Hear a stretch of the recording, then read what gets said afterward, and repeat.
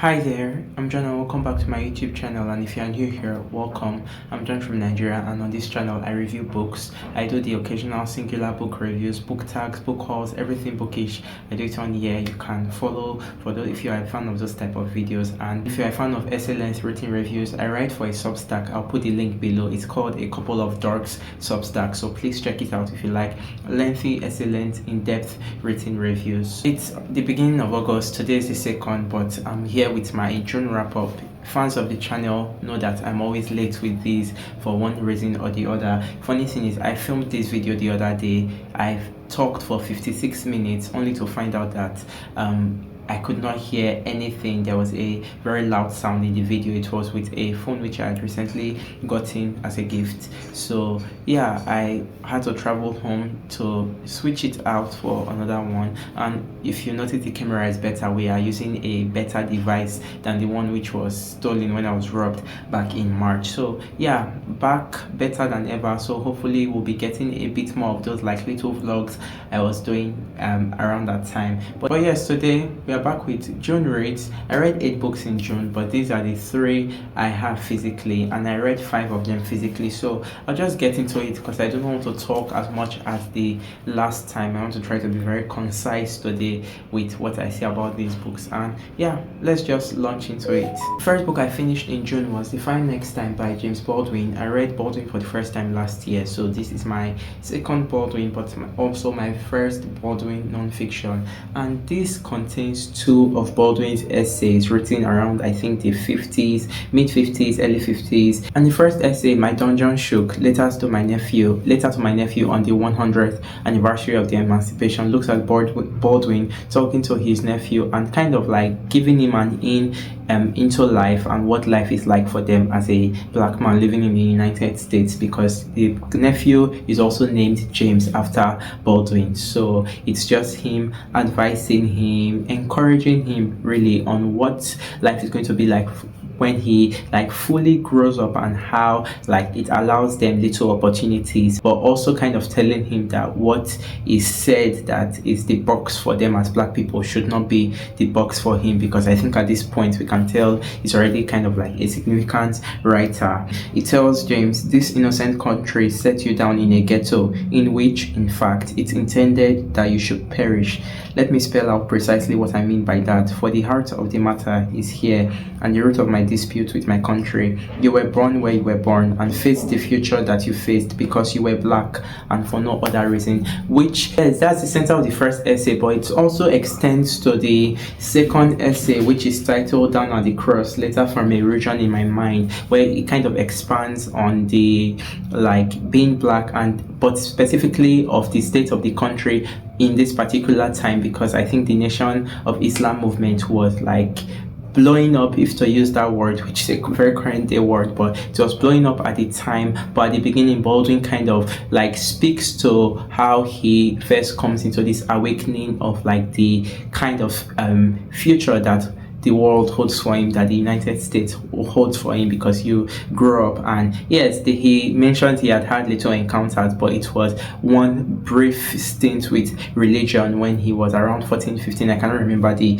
age exactly, but that was where it kind of like opened his eye. And it's really like him talking about how he sees that Christianity was also very much a tool which the white people used to suppress the black people, going then, if you see that, tying it to the Nation of Islam movement on the side, which we learn about later in the essay, because Baldwin gets invited by the head of the movement like for a discussion, and that's like further down into the essay. The second essay is the longer essay.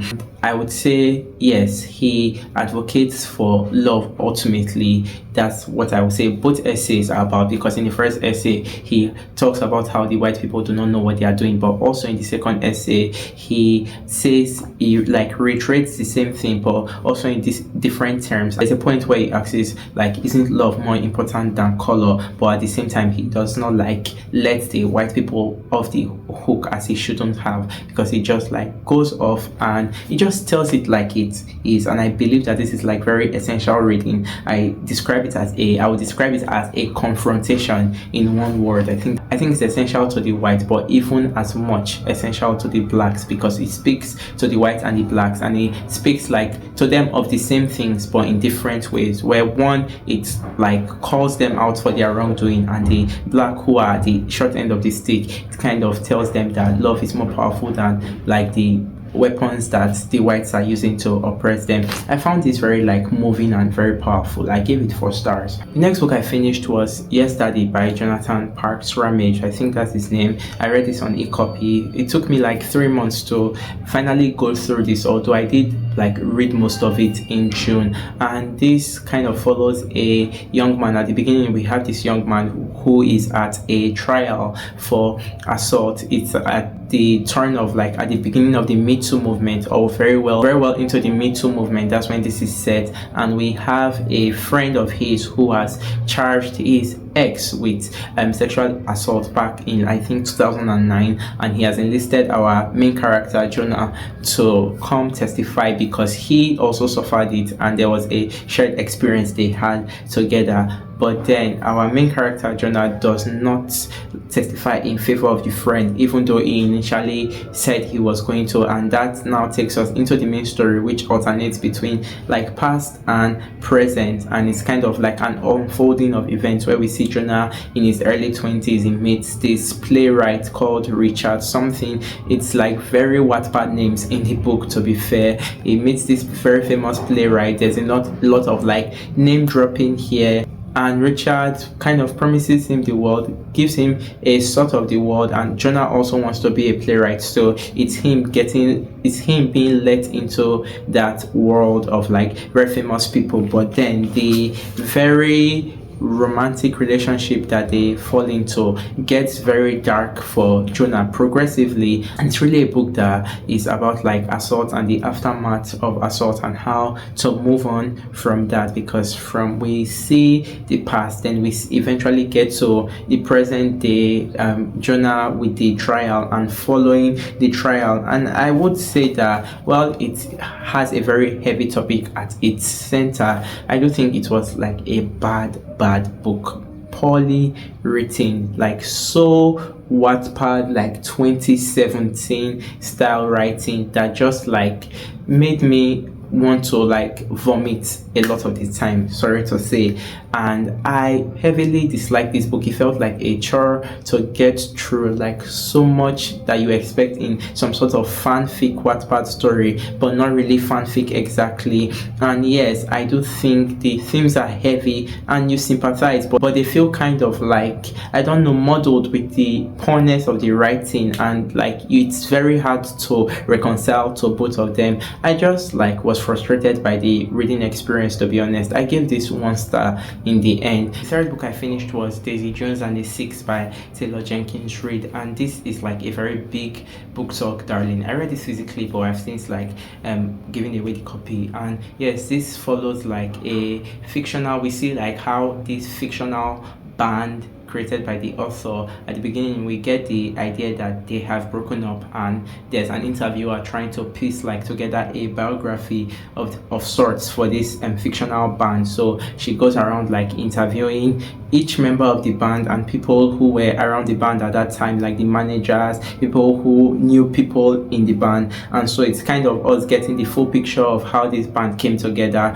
and how they eventually dissolved. And yes, it's, I would say the best thing about it is that Jenkins Reid goes for it because it's like the creation of the band. We even get at the very end these songs, they are songs, fictional songs, all created by the writer. They are put at the very end of the book for one of their albums, and I like that intentionality. That said, it ended up being everything I expected it to be, like cheesy in the writing with these very silly points where she wanted to do quotables, which always makes me roll my eyes when I read books. I think the best thing about it was that it was entertaining at the end of the day. I think I finished this in about like 2 or 3 sittings in total, and you know, yes, it's a very fast paced, like readable book, book because it's written in like this kind of interview style where everybody kind of gets like a voice in the story. So we are getting a lot of voices and it's not like clear narration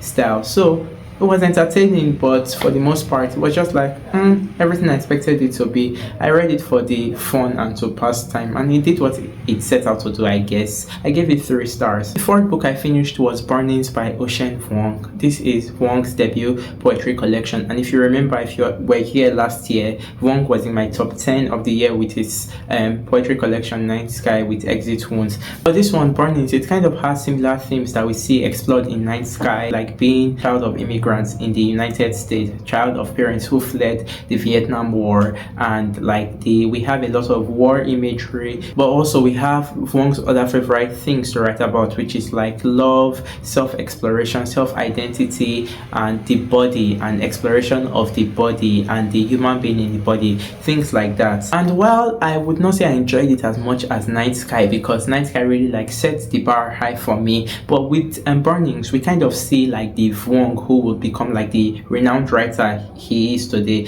It's kind of the same author with the same voice, but we can tell that at least with his poetry, which is the only thing I've read, his other poetry, that the voice is like more improved, because here there's that over sentimentality to the voice, which I always used to see in like his prose excerpts, which always used to make me roll my eyes, to use that phrase once again. But then it also has like some of the affecting sentences and like the string of words, which like Vuong very much knows how to do, and very evocative language. But then we can tell this was an elementary sort of work, like a beginner's work, and we can definitely see the improvements in his writing today. I've still not read any of his like prose, and he has a new novel out, but I very much want to read another work of his, like a prose work, before the year is over. The fifth book I finished was a graphic collection of short stories called Killing and Dying by Adrian Tomine. This is my second Tomine, following New York Drawings, which I read back in I think 2022, and yes, that was just really like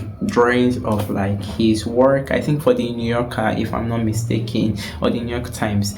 This is more story focused, and I would say this was a knockout and so refreshing. Every single story here hit, and the art style is also very unique to Tomine if you have seen his drawings before. Here we have stories on grief, stories on loss, failed relationships. I would say the 2 standouts for me in the collection was a story called Sweet, which follows a woman who, I think she's in college or something, and she's like the doppelganger of this porn star, very famous porn star in the novel, and it seems like people start mistaking her for that lady, and it starts to get to her because everybody thinks she's the porn star, but she's actually just a regular college student. And I really liked the development of that story, just like very short but very impactful at the same time, and it just ends with like this wholesome moment where she actually eventually comes in contact with the porn star, but they look very different because she has kind of done some changes to her appearances to kind of separate her from the porn star, because it was kind of in a way ruining her life and even her relationships. I just really enjoyed how tight the stories were. It's a very short collection, 6 tight-knit stories, and all just like hit so much, and yeah, I highly recommend. I gave this 4 stars. The next book I finished was The Overcoat and Other Short Stories by Nikolai Gogol. This was my first Gogol work. I told a lot of you I was going to be reading this, and yeah, I'm sold. I'm completely sold. It's also my second Russia writer, but I had a blast with this. It's just like there is 1 or 2 very like downer stories in here, but then the other 2 are like knockouts in a way, even where the sad ones have like some very high comedic moments. And I will not say like it's comedy that will make everybody laugh, but I'm a very specific person, so I have like very specific things that make me laugh that I cannot explain to somebody else. But I knew I laughed a lot reading this. There was a day where I was reading the second story, the story of how Ivan Ivanovich quarreled with Ivan Nikiforovich, which I would say is maybe my favorite story in here. and it follows two men, Ivanovich and Ivan Nikiforovich, both very good friends, live close to each other, both wealthy as well. And one day, Ivan Ivanovich goes over to Ivan Nikiforovich's house, and they kind of have this misunderstanding over Ivan Nikiforovich's gun, because Ivan Ivanovich is described to us as like this saint. He's very dutiful, committed to the church, but also we get this portrait of him in the way, I think this is only my second Russian writer, but I would say something I have seen with the two I have read is that they do this very great look at like the human psyche and just like our in-depth like human emotions. And there's just something like they capture with human relations to other human beings. I saw it in Anna Karenina, and even in very few short stories it's here, because we get a character who is perceived one way, but the way Gogol explores him, we get like the true portrait of the character, and the one who you think is like the terrible one is not really the terrible one. And so it's how Ivan Ivanovich and Nikiforovich, over that gun, they go into like this long feud that will go on to last, I think, 20 years, over 20 years, and it's just like bonkers and funny, but you just jive with it. It's how the third story here, The Nose, which is one of his more favorite famous stories, so we go on this journey with Gogol, and it's like 20 plus pages of looking for this man's nose, only to get to the end where we kind of like get this, I would say, narrator's note, because a common thing with all the stories is that there's like this external narrator who kind of feels like an onlooker and who is like the one who is giving us the insight into the stories, but it's not like a third person eye that is absent from the story. It feels like a third person eye that is very present in the story, right? So it's like a person who visits a town and learns about like the inhabitants of the town and like the very famous stories of the town and recounts it to us. That's how some of like the stories in here feel. And at the end of the notes, we kind of get this sense that what Gogol essentially tells us is that all this, like everything that we have read so far, it's not that deep. It's like, because I was going on reading the notes, and I was like, what is like the internal, like what is the like meaning underneath? Because you know, we always try to look for like what is at the core of the onion, what is at the bottom layer, and it's like you are trying to look for clues to piece things together to explain how maybe this kind of is speaking to a larger issue in society. But what it tells us is that no, that's not it. It's just like a fun, silly story, and I think that like raised like my bar, raised the story through the roof for me, because I love intentional writing. I had a blast with this. It's one of my favorite books of the year so far, to be honest, because every time I have to talk about it, it excites me the way you are saying it excites me now. So Nikolai Gogol, I definitely want to read more of him. The next book I finished was The Bluest Eye by Toni Morrison, and if you have been on here for the 1+ year I've been doing this, you know I have wanted to read this woman for the longest time, and I wanted to start with Beloved, or Beloved as people say, and somehow I ended up starting with her debut, The Bluest Eye, and I would now come to say I testify that the rumors are true and she's who people say she is. And yes, I cannot wait to read more of her, because what we get in this like short 200 and it's less than 220 pages is just a raw look at a specific human experience. And it's not saying that what occurs in this book cannot occur to other people, but we know, it's not even that we get a sense, you can tell that from how it is written. It's written by somebody from the community and who can only attest to the things that has happened to her people, and it's a condition that we see the characters are put in only because they are black and they are very poor. It is like grim poverty. I don't know what other words to use, to be honest. What I think Morrison does is that she excavates like a human life and what makes up the present human, but kind of like using their past to give this picture to us, because at the beginning we have this paragraph that Morrison introduces the story with. It's a very quirky paragraph that seems like it kind of means nothing, and in a way it does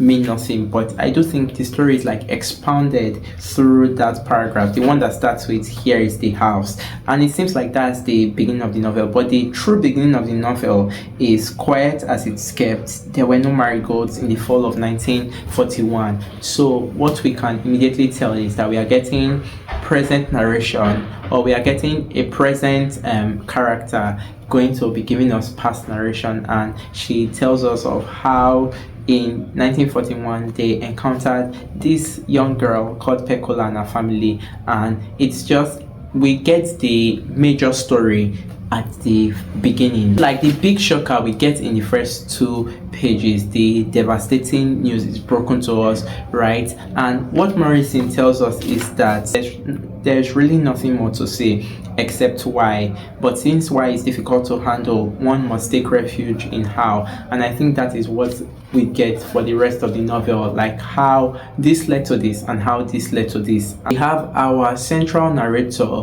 but we see that she and her sister, Claudia and her sister, they are not the focus of the book. We have multiple characters who come in and we get like kind of backstories on them.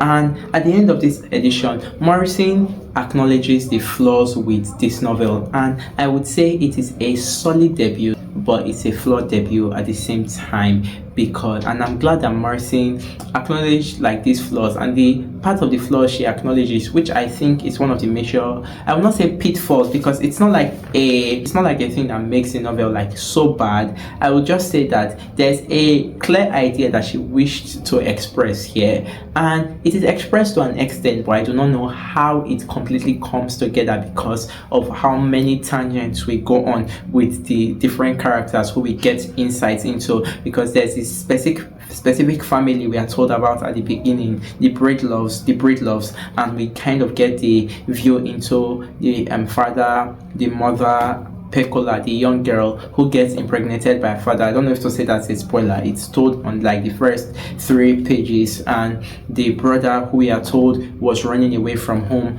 already because of how turbulent the family dynamics were with a father and mother who constantly were at war with each other. We can clearly say a useless husband, where the mother was more of like the breadwinner of the family. So it's a very, in a way, typical like black story, but I do not know how much of like just like this excavation of a community of people, of like the human experience was being done then. But there's a way Morrison puts it for to us with this just sharp moving prose. It cuts, it's devastating, and yes, sometimes the many things she attempts to do with the characters she uses to bring like this to give us insight into maybe what led these characters to who they are now. It's not her saying that this is the reason why they are terrible, but it's like even for the human being who we could call a monster, there is an origin story. There is a journey for them that led them to who they are in the present. And I do think, yes, it has like some flaws. I do think it's a masterful debut, and I can certainly not wait to read more of what Morrison wrote. And the last book I finished in June was Perfection by Vincenzo Latronico. This is a book that has been blowing up. It was nominated for the International Booker Prize, and even people who I trust have loved this book. I cannot talk too much about it. The light is out, and I would say I did not love it as much as everybody. I was a bit let down.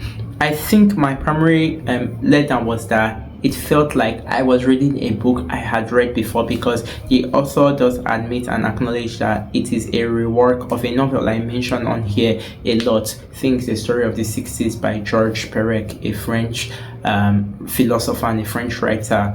And the writer Latronico takes Perec's work and concept and tries to rework it, so we are getting more like present day, we get more of like a present day view of things, and there are some like changes made, but I don't think the risks taken with the book are as audacious to make it like I do think it has some aspects of which it can stand on its own, but I do think because I was familiar with the initial work, I cannot say source material, but the work which inspired it, it's kind of like took away, because then Latronico just too much followed like the style which Perek's work was written in. And yes, the audacious things done with it are the present day, but then it's like Perek's work is set in Paris and looking at the lives of young people in the 60s and what made up their lives, how they were. So we follow these two characters, a couple, and how like their lives were possessed by their obsession with